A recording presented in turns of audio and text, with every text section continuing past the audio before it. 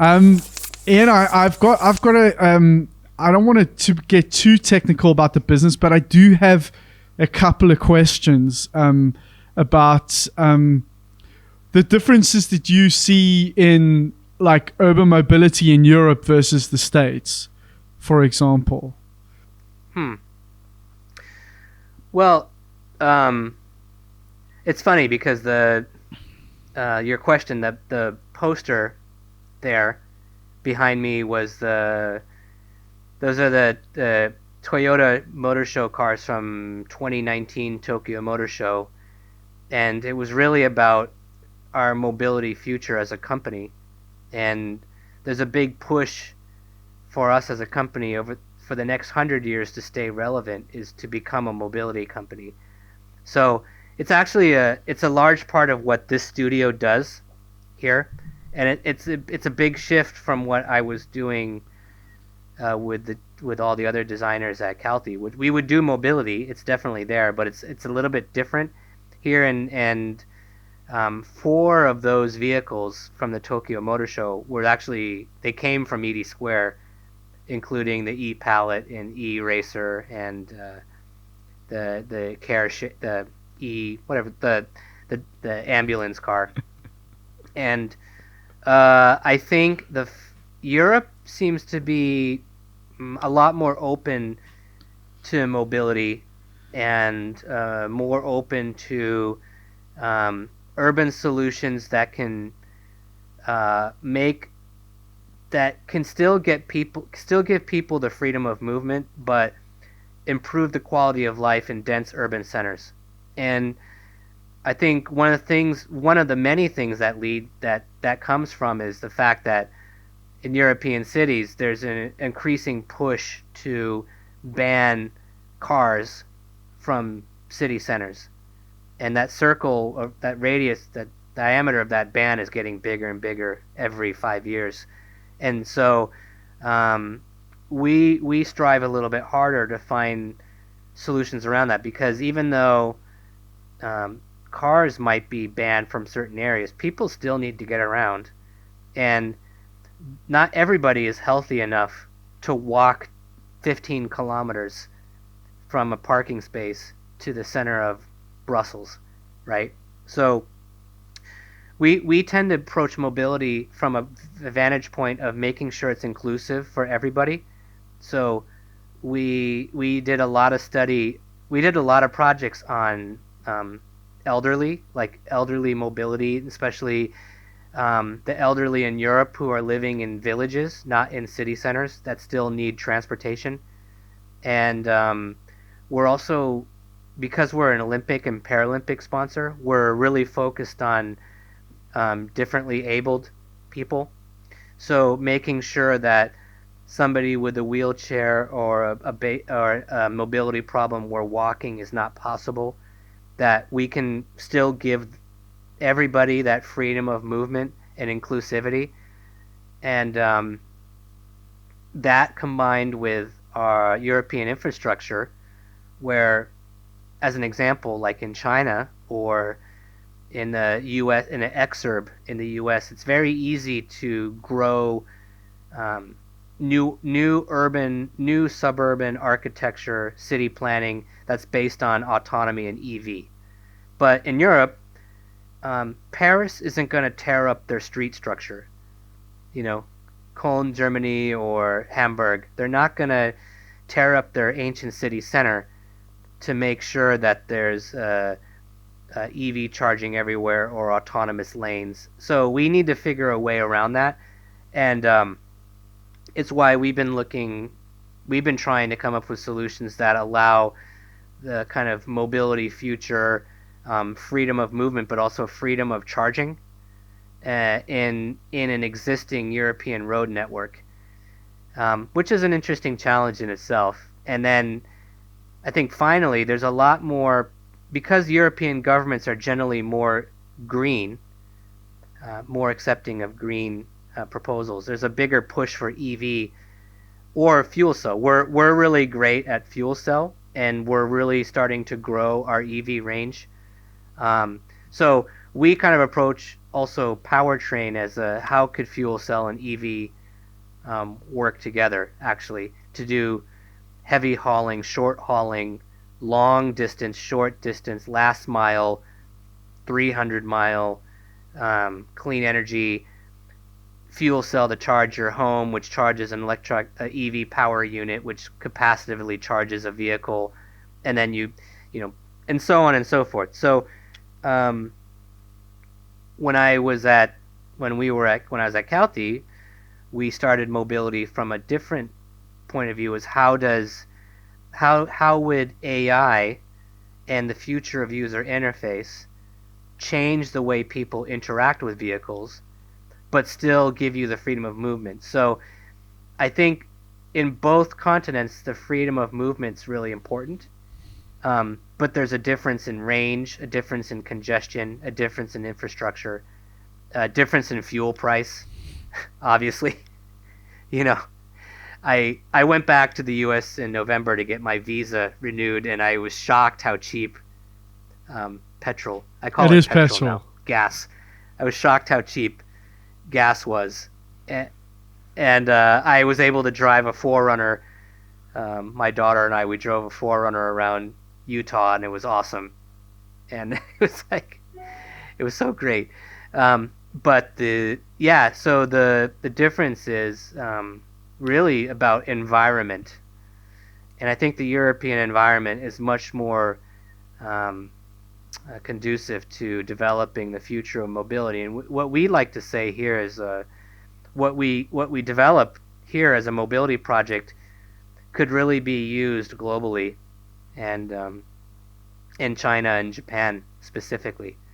So it might be a little bit difficult to do some of these cars in Montana, but in the middle of Paris, unless you're being chauffeur driven, I don't know if you want to drive a stretched limousine. Ian, there's kind of a segue to that question, and you touched on it as well with regards to the role of satellite studios in the future. I'm not talking, it doesn't have to be specifically Toyota related, but just in general, with given that we are mostly moving towards a global market, it's happening less and less that companies are maybe developing a particular vehicle for a specific market. What do you think the value is going to be in having satellite studios all over the world when you are basically designing a product for a quote-unquote global market? Honestly, I think there's a lot of value in satellite studios. And for example, our mission at ED Square is, and I say it every year in our company goals, is to provide meaningful, inspiring, and revolutionary concepts from a European mindset to our clients in Japan. And there is something very different between the European environment and European culture and European outlook to Japan, let's say. Japan is very Japan, right? It's a very specific culture and environment, and it has its own set of unique issues and challenges, and aesthetics. And even in the era of globalization and global companies where people are moving all around the world, I think OEM headquarters are looking for, if they're smart, they're looking for a different opinion. Because sometimes in a headquarters, it's especially now since, until everybody's vaccinated and the pandemic, I hope, dies down and we can travel again, everybody's really in their forts right now. Nobody's traveling. I haven't been to headquarters in Japan since last December. And of course, technology has aided us in other ways. So we do a lot of VR design reviews in the same virtual space, and so that's really great. But I think companies still see the value in satellite studios because there's something different about getting a unique opinion from a different set of designers that you don't stay in contact with every day and are surrounded by a different environment and a different set of challenges and a different aesthetic, even different lighting.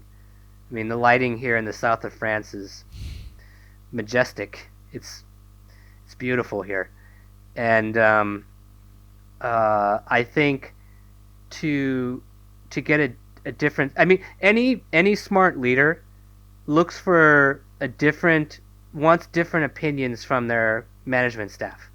That's another way to look at it. You know, nobody really wants to be a pure dictator. It's like, okay, we want to do this.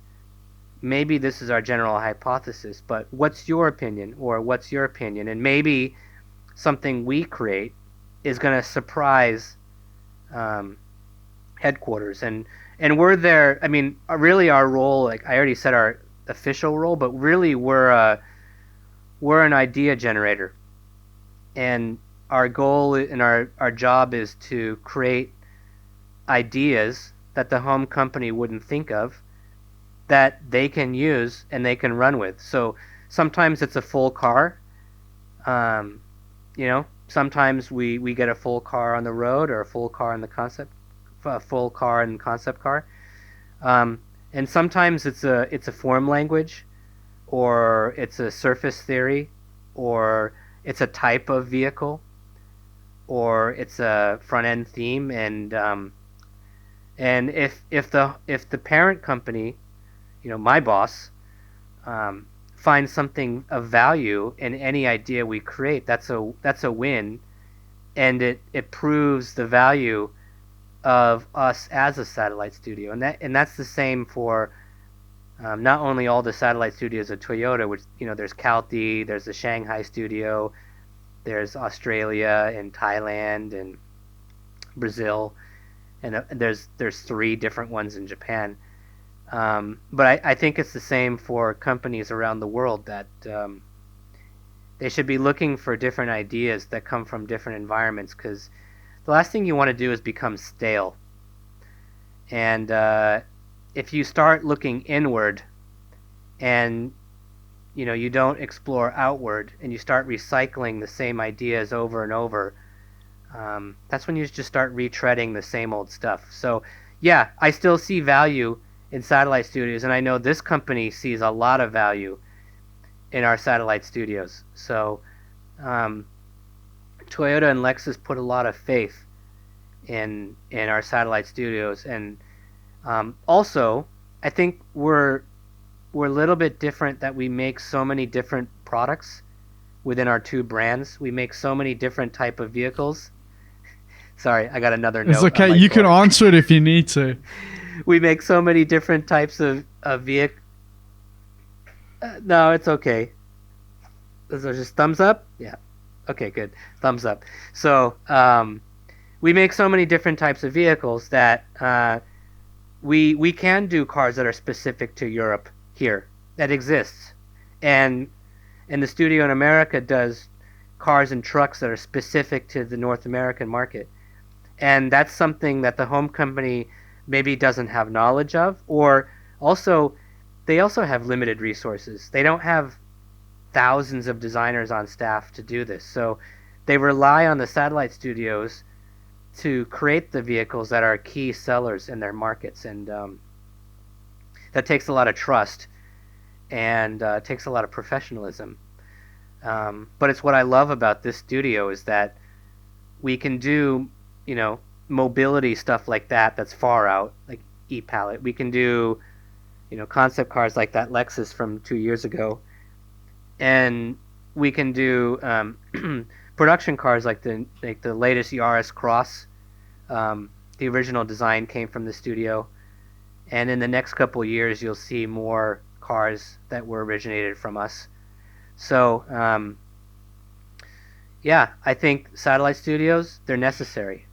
Ian, I have a question on something that's probably not talked about enough, and that's the importance of communication in a role like yours.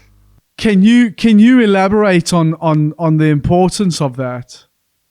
I mean, in this role as the president of ED Square, um, I would say 80% of my job is communication. And it's really, really hyper important, actually, and in a lot of different ways. So, first of all, my love is designing cars, but I'm not hands-on anymore. So, my true job is to think bigger picture and guide the teams and give my advice and what I want to see. Because every when you run a design studio, wherever you are, everything that leaves that studio is your responsibility. Basically, you're going to be the one answering for that product. And so, I I have found in this role, which was new for me 3 years ago, was communication of what I'm looking for, but giving everybody the freedom to express themselves and try to find a solution that I would never think of, and having to inspire the teams to push themselves and to challenge themselves to new heights and to dig deep within everybody to discover something new. I've grown to really love it. And yeah, I was talking about teaching earlier, how it really invigorates the soul, and it makes it gives you something extra just beyond work. And I think in this role, when you can inspire somebody to produce something that's excellent, and you see the joy in their face, and you see the excitement of the team and the building when it's done, that's a really awesome moment.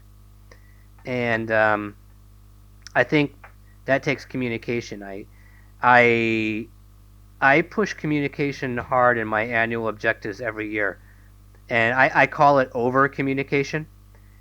And I said, I always say, even if you think it's over communication, it's probably still not enough, and it's okay. And you have to find a way to express what you want, but in a positive and in I use the word inspiring way too much, but in a positive and proactive way that keeps people motivated and gives everybody the internal want to do something more.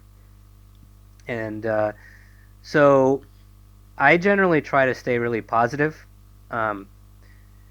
Very rarely do I get negative or get angry. I mean, I have an emotional streak, but really I try to stay generally positive. At first I was, when I first got here, it was funny because I'm the only American in the studio, and I was the first American, excuse me, president here. And they always say, "You're so American, you're you're so positive, and you're so good at selling stuff."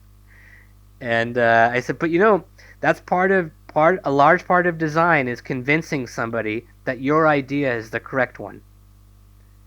And of course, it has to be backed up by great work and the right choice. But why does one's work need to be picked?"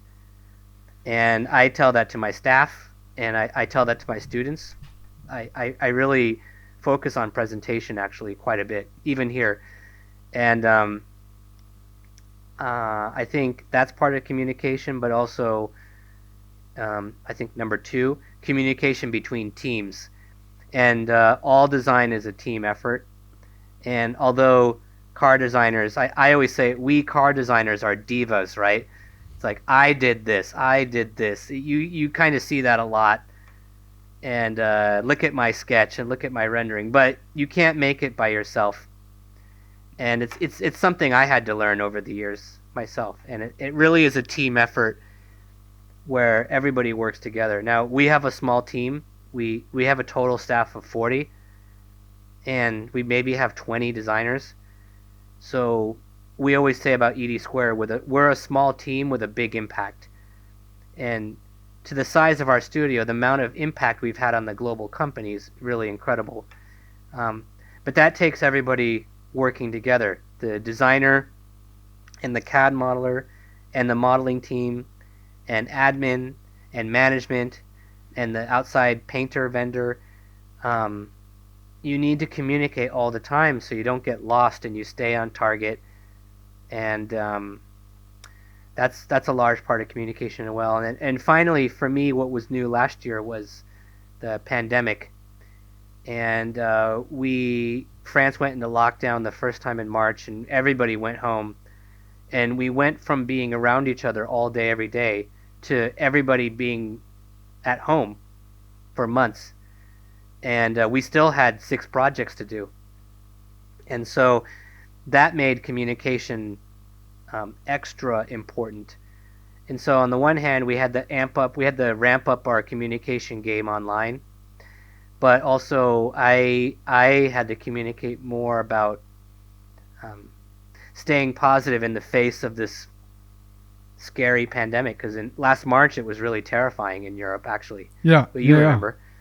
And when Italy went down first, and then France, and then we had designers in Torino, and we had to pull them back, and people were going into quarantine. It was scary, and so I was kind of like a positivity coach, trying to keep everybody upbeat for about a year. So I've learned a lot about national health information distribution and creating COVID policy. Okay. So I think my next job might be a health administrator,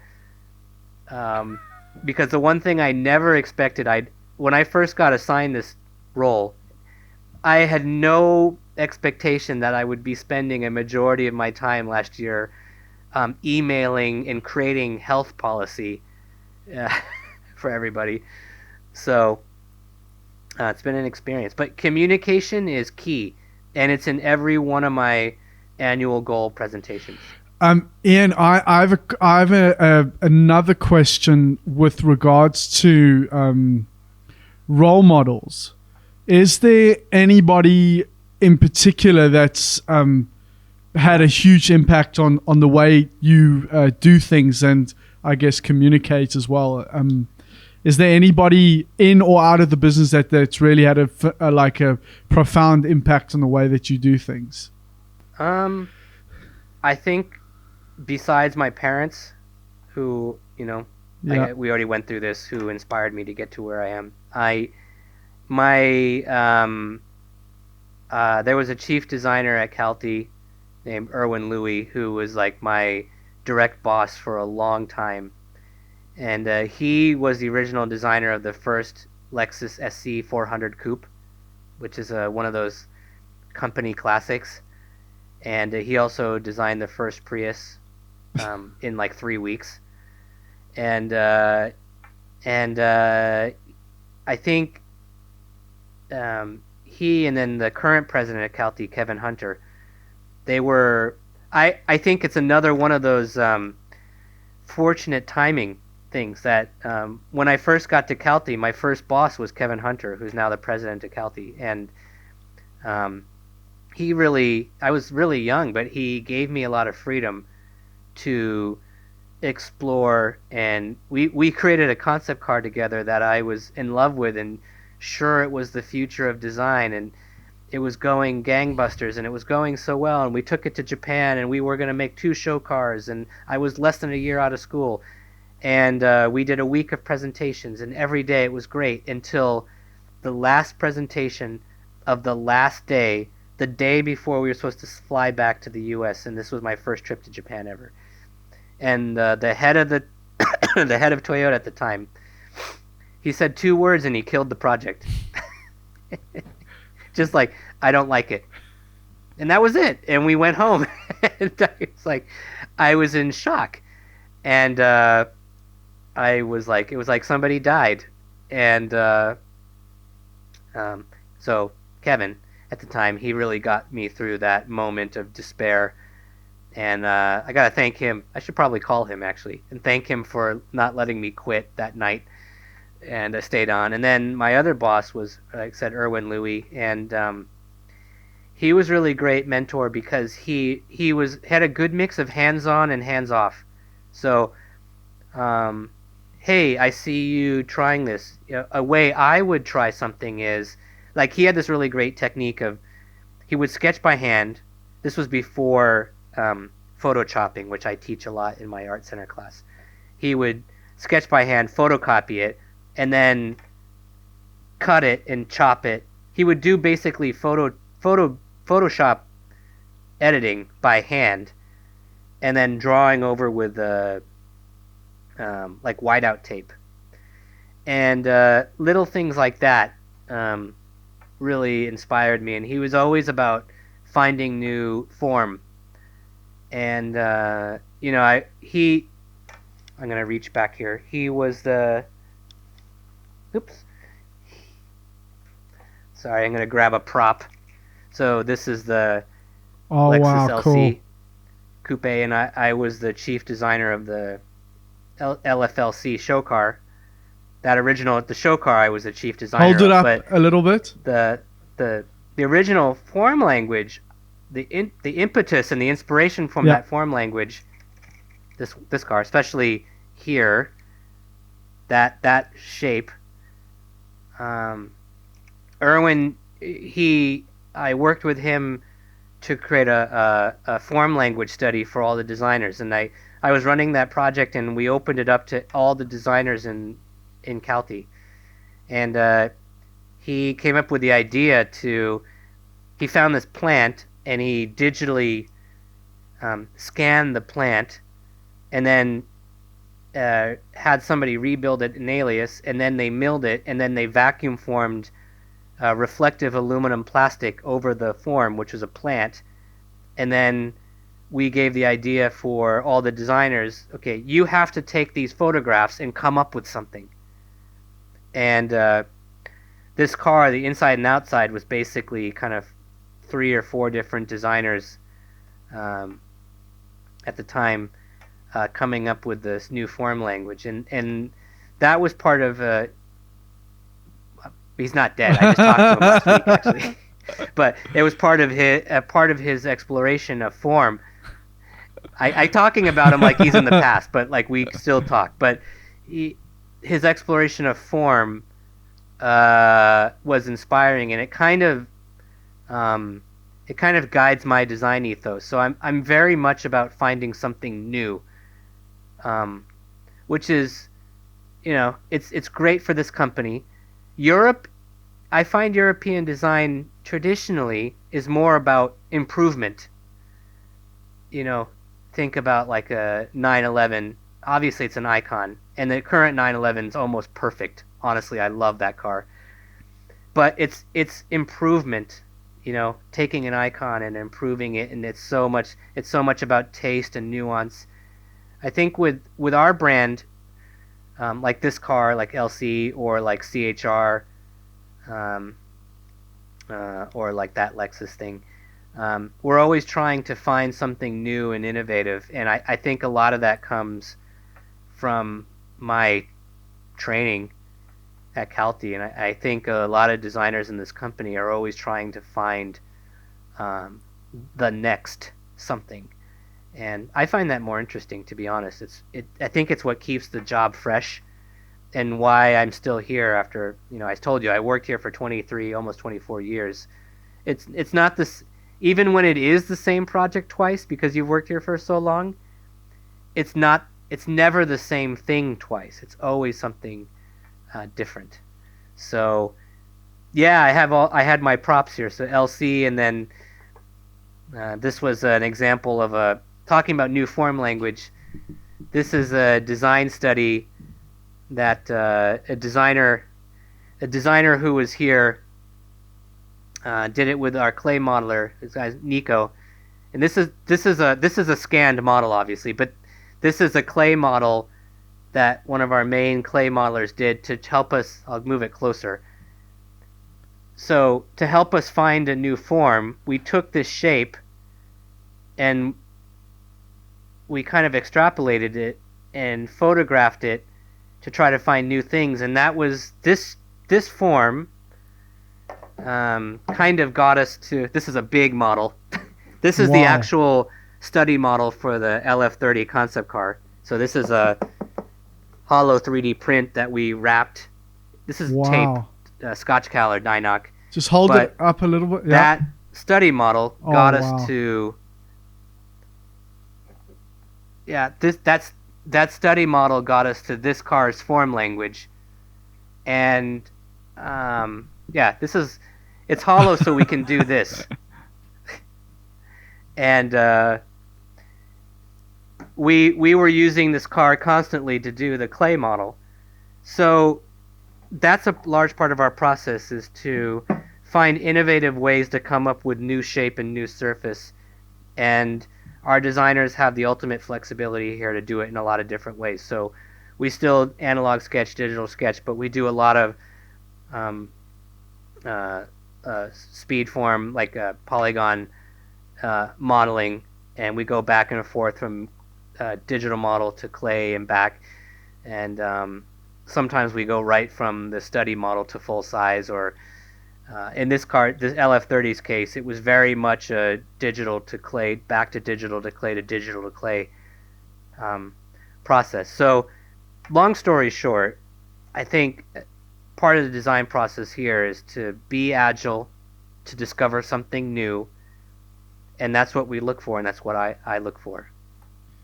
And I have to clearly communicate that. So, back to your question about communication. That's part of it. And what other interests do you have outside of design? Well, I really I'm kind of a nerd, so I love science fiction movies and books, and I love like giant robot stuff, and I'm also I used to paint a lot. I'm actually one of my New Year's resolutions this year was to get back into painting and to start playing guitar again. I used to play electric guitar in high school, and sad story actually. I needed to buy, when I was in art center, I needed to buy car insurance for my car, and I didn't have any money, and so there was a big earthquake. It knocked my Fender Stratocaster off the guitar stand in the apartment, and it cracked it. So I pawned my guitar to buy car insurance. So if there's a message for anybody out there, you can make it to the head of a design studio from being dead broke. So I always told myself I would get a new guitar, and so I recently bought just 3 weeks ago I bought a new Fender Strat. And so I'm going to start playing guitar again. I'm going to start painting again. I love painting. I love plein air painting, and I figure I'm in the right environment for it. So I'm gonna get back to it, and but I really love. I'm a film buff and a sci-fi film buff, and design-wise, I really love architecture. I have a ton of architecture books, and if it's pouring rain outside, I'll sit there and I'll get one of the books out, and I'll just kind of go through it, and yeah, I really love architecture. Honestly, it's like maybe if I could start over, maybe I would go into architecture. And if I won the lottery, I would make the most amazing half stone and glass mid-century modern floating house. That's my dream. Ian, quick question. I've been given some stick for not asking enough people about their cars, and word on the street is that you have or have had some interesting cars. What do you currently own? Well, my current company car is pretty badass. I have a brand new Toyota Supra. I have the Fuji Special Edition. It's the 4-cylinder one, which is actually perfect for the south of Europe. I find the 6-cylinder is a little too heavy for these roads. I tend to drive a little quick, So I have the 4-cylinder turbo Supra. It's white with the black wheels and the red mirror caps, so it's not so subtle. I'm not one for Okay. subtlety in my car choice. So my company car is a Supra, and then I wonder if I have my. It's also my toy collection back there. While I was here, I bought a 1993 Carlos Sainz GT4 Celica, and I spent a while making it look exactly the way I want it to look, and so it's almost pristine except for the motor that blew up last year. But it's red with the white replica, because they don't make them anymore. The white OZ rims with the red OZ on them, and it's got coilovers, and I lowered it about 45-50 millimeters, and I just got it back actually. Had an engine rebuilt in the UK, and the interior is perfect, and I love that car. It's like I love early 90s organic Toyota, and the early 90s Japanese sports cars I think is like a golden age. So it's like that era Supra, that era Celica, Toyota Serra, SC400, Nissan Z, RX-7. So the Celica is such a cool. That car amazes me because it's such an organic shape, but the highlights are perfect. So it's like the stamping of that car is incredible. And so yeah, I have the GT4 Celica, and I also just purchased something else in Italy, but that's a surprise. And so stay tuned, and people will see that later this year. But in the past, I had a I had a Boss 30, like I had the new 2012 Boss 302 Mustang Laguna Seca, the silver with red graphics Very package. nice. Subtle. And I had a before that I had a British Racing Green Lotus Elise. I had a blue ISF, bright ultrasonic blue ISF with white leather interior. And I had a Mitsubishi Evo 8 when they first went on sale in the US. And so yeah, I mean, if I didn't love cars, I'd be a much richer man. Honestly, I should have invested my Celica money into like Tesla stock or Bitcoin, or something. Yeah. But it's like it's a passion. I love it. I look at it every day, and I'm like, I smile, and I just makes me happy. I love looking at it. It's great. And I kind of, as much as I complain about the build process, I think the building it and improving it is part of the journey. It's my hobby, really. It's my hobby. So. And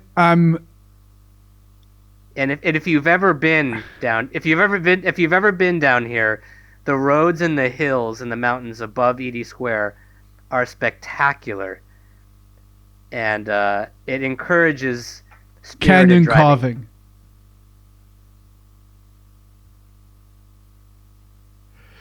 carving. Yes. Ian, I have last question really is advice for students starting out in if they're graduating now, what advice would you give them?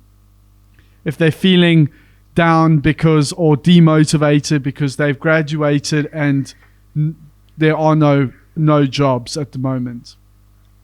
Well, I mean, it seems kind of maybe it's kind of basic, but like don't give up hope, because economy's been down before and it does pick up, and I think it will pick up at the end of this year, at least 22. But don't give up on your dream just yet. Keep trying. I just talked to somebody the other day who had graduated Art Center, and they actually sent me a really nice email saying, "Hey, I don't know if it's cool if I should reach out to you, and I feel kind of bad about doing it." And I said, "Don't be embarrassed to ever reach out. I may not respond all the time because I'm swamped at work, to be honest. But I think it's it's okay to put out the feelers and try to contact people, whether they're your instructors at school that are working. Ask them if there's any openings, or um, reach out on Instagram or LinkedIn. Um, sometimes that one time out of 50 is the hit that works. And I think also don't let the don't let the don't let working from home in the pandemic reduce your skill set. I think that's one thing I wanted to say as well is it's easy to get a little complacent if you're not, because there are no, I mean, really classes aren't in person, they're all online. So it's easy to kind of let it go a little bit. But I think keep the mindset that everything you do is there to get you a job, and take the spare time you have to improve your work. Share your portfolio with colleagues and friends, and if somebody responds to a query you have, like, so sometimes, again, I'm very busy, but sometimes people reach out to me, and when I can, I will give my advice on their portfolio or sketch or CV. But reach out to people that you can contact to get your advice, because it's always good to have a fresh eye. Even for myself, I think a fresh eye is very critical to improving your work level. And so use that fresh eye to improve your work. Take the downtime to improve your skill sets. If you think your portfolio is done, it's probably not. You can always improve it and add to it. Or if you're not getting anywhere with a portfolio and there's somewhere specific you want to work, add to your portfolio. Um, Add a new project. Or maybe if 6 months has gone by, looking at a fresh eye, you think, okay, the first project I put in my book, I loved it at the time. Now that I look at it, it's a little juvenile, or it's not refined enough.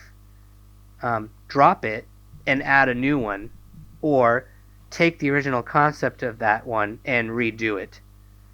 Um, I think now's actually a good time to revisit your work and improve it and add to your skill set. And one more thing I want to say is um, maybe you're not going to get the OEM car job of your dreams right away, but look to tier 2 and tier 3 companies or startups or suppliers or aftermarket or toy company or fashion. They're keeping current in the working world is it's important as well, without giving up your core dream. So I know a bunch of people that have jobs in OEM car makers that didn't start out that way. They started out designing interiors for airplanes, or doing sport shoes, or UX designing for tech companies. So there's actually, if you're willing to look outside the small window of car companies, there's actually a lot more companies now that are looking for designers. And the great thing about design is it's as the world creates more consumer products and quality is getting ever better, there's actually more demand for design, and it's something AI can't, well, at least for the next 50 years, AI won't replace. And so I just say stay hopeful and don't give up. Really, I know it can be tough. I didn't say this, but my first class at Art Center, the first day, the instructor, he got in front of all of us and said, "None of you will get jobs." Dead face, just. It was the depth of the 1994-1993 recession, which was really deep. And he said, none of you are going to get jobs. It was great. But stuck it through, and doesn't work out for everybody, but you got to give it a shot if it's your dream. That was awesome, man. I've got one last thing to say. You stole one of my friends, and I want him back. Jung Prosciutti. Who's that? No, I'm never gonna give that guy back. You've got to give him back. I miss him so much. I love that guy. That guy, well, I gotta say, I consider one of my achievements here was hiring him.